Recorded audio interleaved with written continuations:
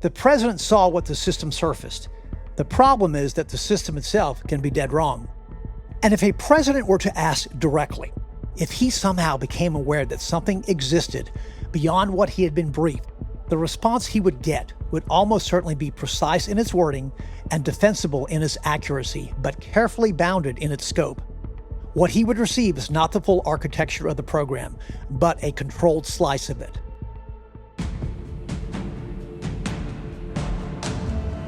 Welcome back to Chasing Power. I'm Charles Denyer. This is part 2 of what presidents don't know.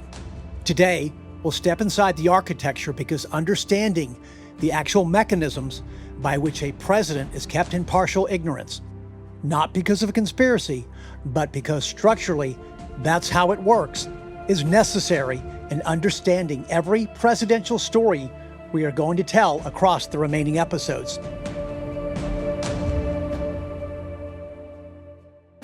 Welcome to Chasing Power, the path to Pennsylvania Avenue, a Charles Denyer Productions podcast. Ask not what your country can do for you. Ask what you can do for your country. Mr. Gorbachev, tear down this wall. And the people who knock these buildings down will hear all of us soon. The audacity of hope. America, you vindicated that hope. And we will make America great again. The wall that I spoke about in part 1, that every president hits, is not the same wall. Regardless, that wall is built from the same materials. To begin, it's important to note that the foundational principle of American intelligence classification is need to know. It is not sufficient to have a clearance. You must also have a specific documented operational need for the specific information you are requesting. The President of the United States has the highest formal classification authority in the federal government. The power, on paper, to declassify any document and access any program. And need to know does not technically apply to the president in the same way it applies to everyone else.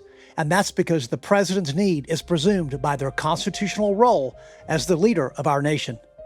However, in practice, the president's comprehensive formal authority encounters the operational reality of a system so large and so partitioned that exercising it comprehensively is, well, almost impossible. The president cannot personally know or even review every classified program. It just can't happen. They receive what is surfaced to them, what the intelligence community, the Department of Defense, and the National Security Council staff have determined rises to the level of presidential attention. The architecture of that determination is not controlled by the president.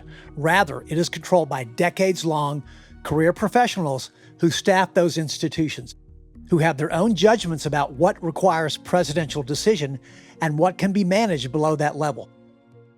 To be clear, these are professionals who have arrived well before the President of the United States entered the Oval Office, and they'll be there when the president's term expires.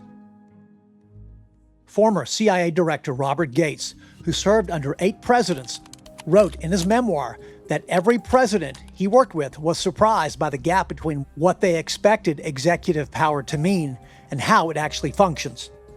According to Gates, the surprise wasn't that information was deliberately withheld. It was that the scale of what never reached them at all, such as programs, operations, and capabilities that were real, active, and managed entirely below the presidential level. Again, not because they were hidden from the commander-in-chief, but because the system simply didn't require the president to see them.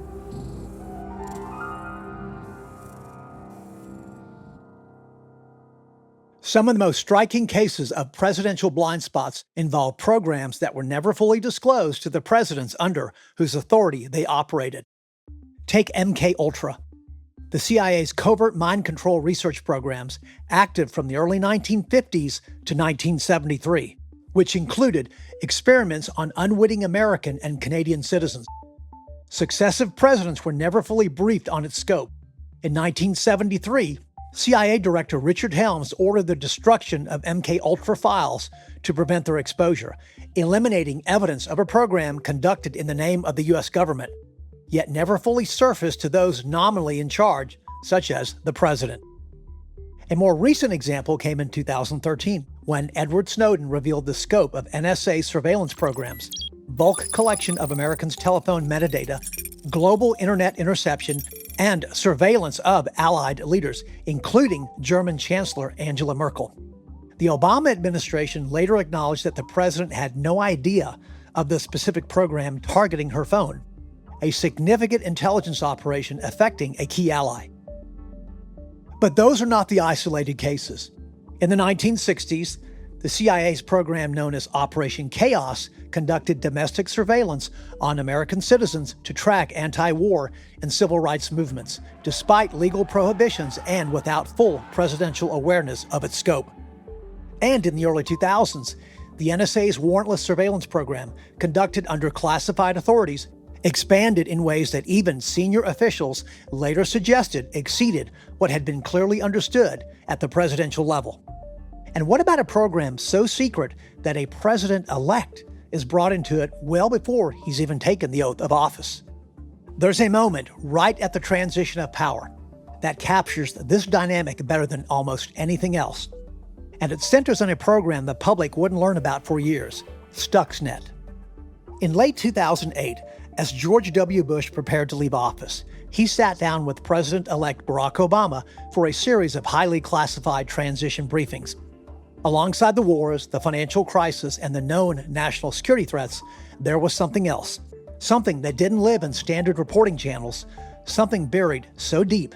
A covert cyber operation developed jointly with Israel, designed to sabotage Iran's nuclear program without a single bomb being dropped.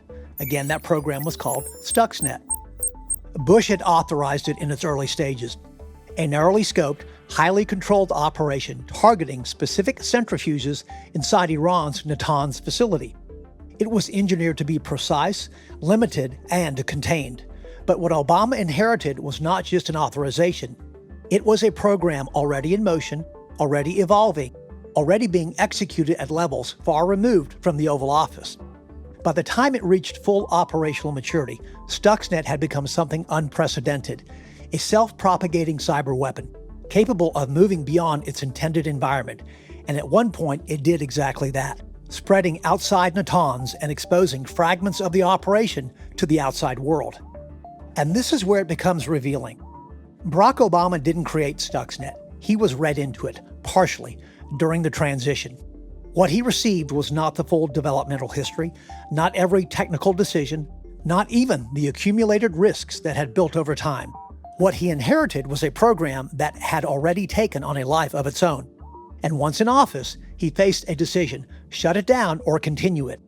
He chose to continue. But even that decision illustrates the deeper truth. Stuxnet was not a single act of presidential control. It was a chain of authorizations, engineering decisions, operational adjustments, and quiet expansions unfolding inside tightly controlled compartments governed by strict need-to-know.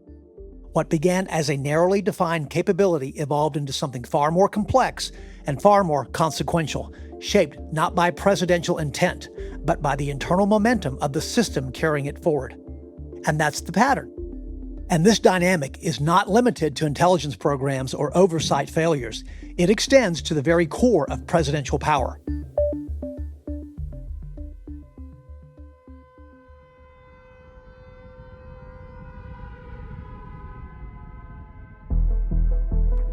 The president's nuclear authority is often seen as the ultimate form of power and control.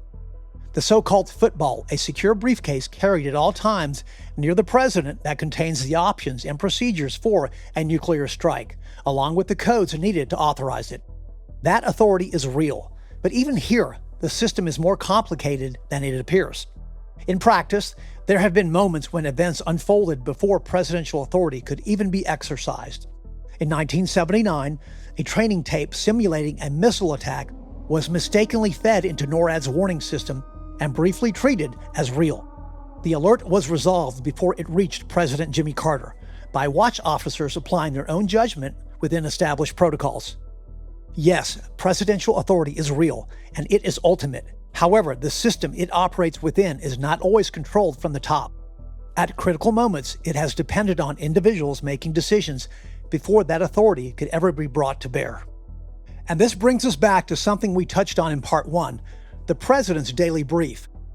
Even in a system where authority ultimately rests with the President of the United States, what reaches that level is shaped long before it gets there.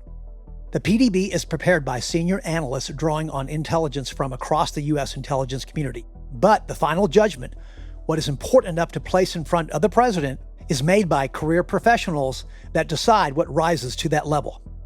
Those decisions are made in good faith. They're also shaped by institutional perspectives, priorities, and at times, internal incentives. Getting an issue into the PDB matters. It elevates visibility, influence, and indirectly, resources. That creates pressure not just to report intelligence, but to frame it in ways that feels urgent, specific, and actionable. However, we've seen where that can lead. The intelligence community's assessment of Iraq's weapons of mass destruction, later shown to be dead wrong, was presented to the President with high confidence. And the Iraq case points to a deeper structural issue, one that intelligence scholars call confirmation bias at the institutional level. When analysts across multiple agencies are drawing from the same sourcing, relying on the same human intelligence networks, and operating under the same strategic assumptions, the PDB doesn't just reflect the community's best judgment, it reflects the community's shares blind spots. The President of the United States receives what appears to be convergent, multi-source confirmation. What they don't see is that those sources were often circling back to the same origin.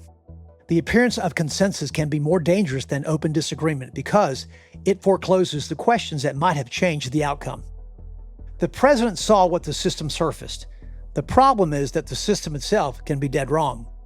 And if a president were to ask directly, if he somehow became aware that something existed beyond what he had been briefed, the response he would get would almost certainly be precise in its wording and defensible in its accuracy, but carefully bounded in its scope.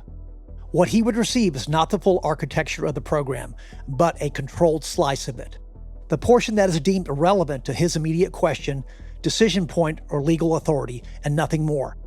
To be clear, the briefing would be structured to answer, not to expand and to inform, and never to expose the full details of the program. Again, the reason? Need to know, even for the President of the United States. And again, not because the system is lying, but because it is engineered to prevent overexposure. In that moment, the President is not being brought into the entirety of the program. Rather, he has been given a version of it that fits within the boundaries of what the system has determined he needs to know.